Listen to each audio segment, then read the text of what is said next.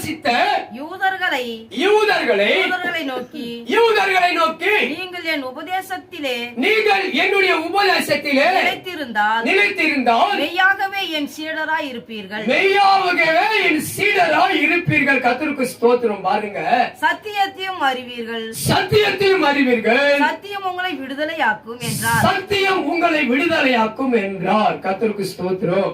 அல்லேலூயா, அல்லேலூயா, அல்லேலூயா.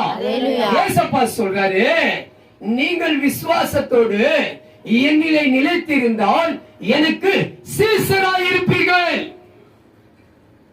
ஆண்டவருக்குள்ள நிலைத்திருந்தால் அப்பதான் சீசர்கள் சொல்ல முடியும். ஏசப்பா கூட 12 சீசர்கள் இருந்தாங்க. மெய்யாகவே என் சீடர்களாய் இருப்பீர்கள். 12 சீசர்களா இருந்தாங்க ஏசப்பா கூட. எதற்காக அந்த 12 சீசர்கள், எப்படி அவர்கள் ஏசப்பனிடத்தில் வந்தாங்க?